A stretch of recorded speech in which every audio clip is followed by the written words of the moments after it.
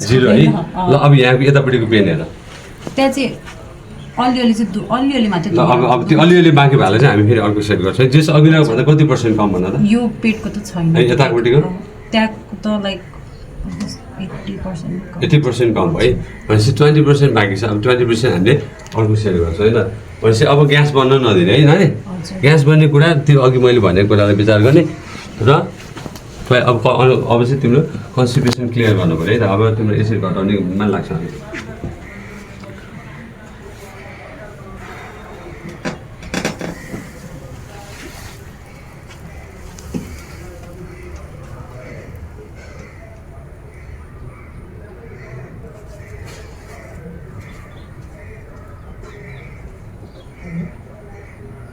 Sir नमस्कार आराम हुनुहुन्छ मेरो ठिकै छ हजुरको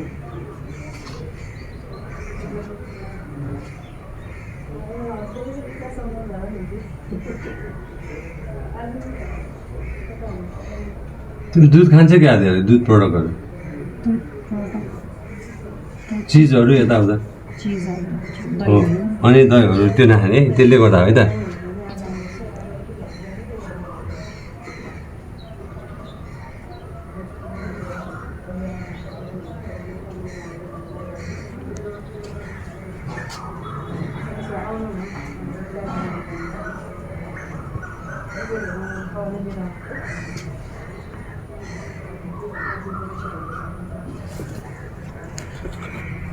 हजुरलाई वर्षको लागि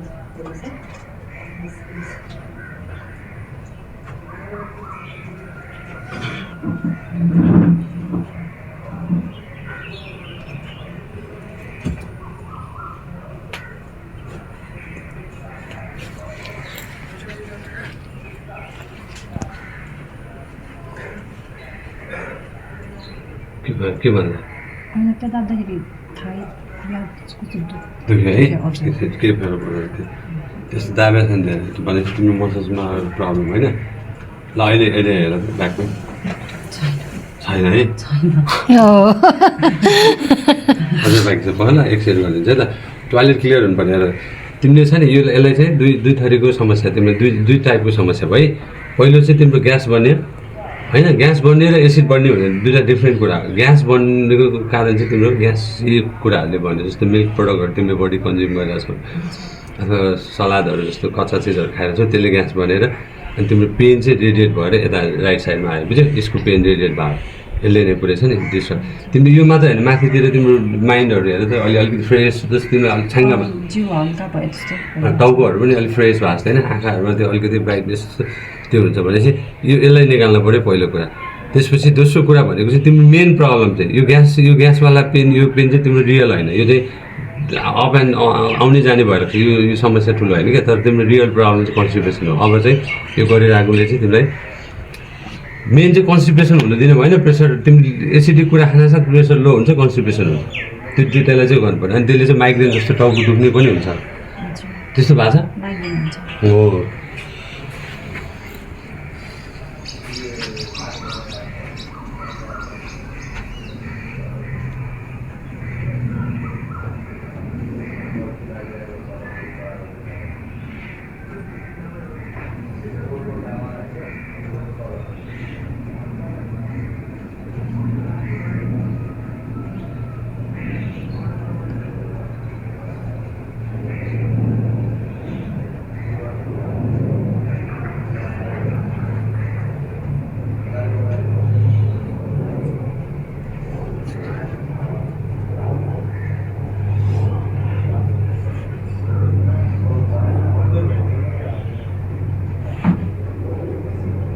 अब आज ऊ त फर्किहाल्छ उसलाई सिकाउँछु आफै गर्नु पर्यो गर्ने के गर्न चाहिँ अब केही गर्न नि पर्दैन होइन तर उसले अब मेन गर्ने भने मेन खाना हो तिमीले एकदम डाइटमा विचार गर्ने क्या विचार मात्र गर्ने अनि आफूलाई चाहिँ फेरि अब अस्ट्रेलिया बसेछ होइन त्यो खाना जे पाइ त्यही खाना पर्छ होइन फ्रिजमा अब फ्रोजन खानाहरू हुन्छ अनि त्यसलाई वार्म गऱ्यो अनि खायो त्यही त हो होइन के हो डेली कुक त गर्नु भ्याउँदैन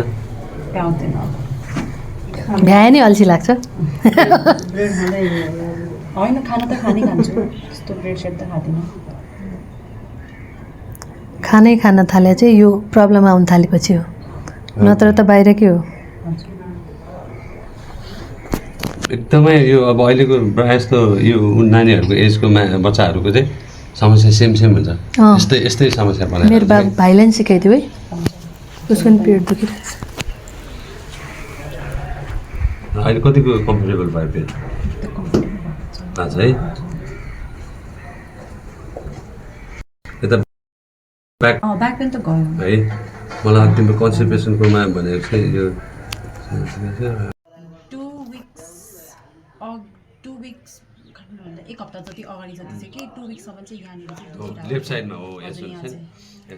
त्यो मैले बुझाउन लाग्यो तपाईँको छ नि, तपाईँको बडी भनेको अहिले तपाईँलाई चाहिँ फल्स डायग्नोस हुनसक्ने सम्भावना एकदम रिक्स म्याक्सिमम् छ क्या। तपाईँ कुनै पनि ठाउँमा जानुभयो भने तपाईँको यो चाहिँ केस चाहिँ बिग्रिन सक्छ, किनभने उनीहरूले फल्स डायग्नोस गर्छ तपाईँ। किनभने तपाईँको चाहिँ डिस्क हर्निएटेड भयो, डिस्क बल्ज भयो भनेको तपाईँको चोट लागेको छ, कहीँ इन्जुरी भएको छ छैन हेर्नुहोस् है। त्यो भएर तपाईँको त्यो सब बकवास छ, बकवासै भन्छु है मैले, एकदम कन्सियसली त्यो वर्ड युज गरेर चाहिँ।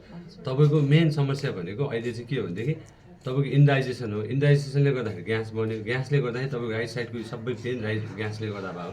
तर तपाईँको रियल समस्या भनेको चाहिँ शरीरमा एसिडको मात्रा धेरै छ, गर्मी तपाईँलाई एकदम गर्मीको एसिडको मात्रा धेरै भयो।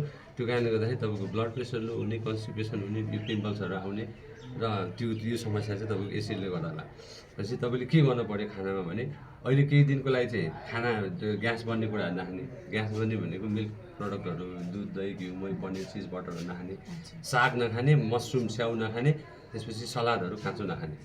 यति चाहिँ मलाई थाहा भएको भयो। अब तपाईँको आफूलाई पनि ग्यास बन्ने जस्तो अन्डाको येल्लो भागले अरूहरूले पनि बन्छ कतिलाई होइन, त्यो गर्ने। अनि कन्स्टिपेसन क्लियर नभएसम्म चिकन र मटन नखाने, कन्स्टिपेसन क्लियर गर्नु पऱ्यो होइन। तपाईँको अहिले कहाँ दुखिरहेको छ भन्नु त? हो यहाँ दुखिरहेको छ है, अरू हाततिर छैन, यहाँ यतातिर छैन ल। यो दुखाइ भनेको छ नि म्याम होइन, तपाईँ भिडियो नि खिचाउनु चाहिँ यो दुखाइ भनेको यसले गर्दा भयो। यो निस्किने साथ यो क्लियर हुन्छ, त्यसपछि उहाँको चाहिँ हामी एसिड ट्रिटमेन्ट गर्छौँ। त्यो पुरै निको करेज ल्वाङसुको मेल र त्यस्तो अनि अमिलो जस्तो गर्मी हुने कुराहरू नखाने।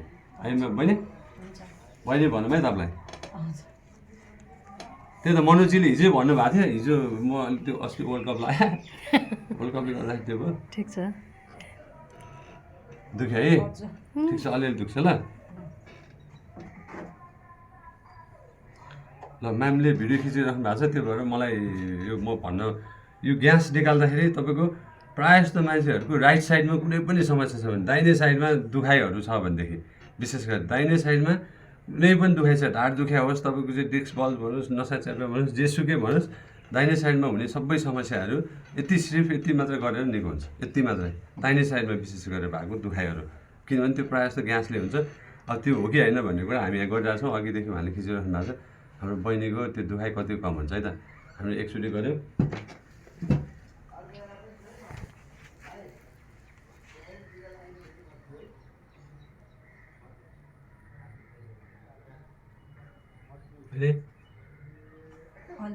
अलिअलि है। अब यतापट्टि यो हेर त तिम्रो यो दुखाइ त्यो अलिक अलिकति कम भएको छ, के अरे त्यस्तो त्यति साह्रो खै अघि भन्दा कम छ, भन्दा कम भएको जस्तो लागिरहेको छ मलाई चाहिँ। कम जस्तो होइन, ल हेर गरेर हेर्नु न तपाईँ, एकचोटि फेरि गर्छु है। होइन कम भएको जस्तो भइरहेको छ, जस्तो होइन, कम लाइट फिल भइसक्यो, भयो। हजुर लाइट फिल भयो। कम भइसक्यो त्यो ग्यासले होइन। त्यहाँ दुख्ने राइट साइडमा दुख्ने हरेक पेनहरू भनेको ग्यासको पेन हो। त्यसलाई चाहिँ यो ग्यास पोइन्ट गरेर तपाईँको घरमै निको बनाउन सकिन्छ। यसको लागि एक्सरे गरेर दुनियाँ गरेर तपाईँको चाहिँ एमआरआई गरेर अनि त्यसपछि डिस्क बल्ज भयो, नसा च्याप्यो भनेर मान्छे दौडादौड गरेर चाहिँ यति गर्ने। अघि गऱ्यो फेरि एकचोटि गर्ने, किनभने उहाँलाई अलिकति चाहिँ बाँकी छ भने जस्तो कुरा भन्नुभयो भने अलिअलि कम भए जस्तो छ मात्र भन्नुभयो, पुरै जिरो हुनु पऱ्यो। त्यसपछि फेरि 1 मिनटपछि फेरि गर्ने, 6 सेकेन्ड यहाँ होल्ड गर्ने, बिचमा 2 चोटि भयो, 3 चोटि भयो। सबैले चाहिँ खालि यो चाहिँ यहाँ चाहिँ खालि औँलावाला ग्यास पोइन्ट मात्र गर्दो रहेछ भन्छ कि होइन। अब यो चाहिँ मैले के भन्छु भनेदेखि पेट भएको मान्छे सबैलाई ग्यास बन्छ, ग्यास बन्ने भएपछि दुखाइ हुन्छ। अब कसैको पेट छैन भने चाहिँ यो गर्नु पर्दैन, गर्न मिल्दैन, यो नगरे नि हुन्छ। पेट नभएको मान्छेलाई होइन, पेट भएको सबै मान्छेलाई चाहिँ ग्यास बन्न सक्छ, यो गर्ने। म्याडमले फोकस भिडियो मात्रै गर्नु, शब्दमै गर्नु ठिक छ, उहाँले बुझिराख्नु है।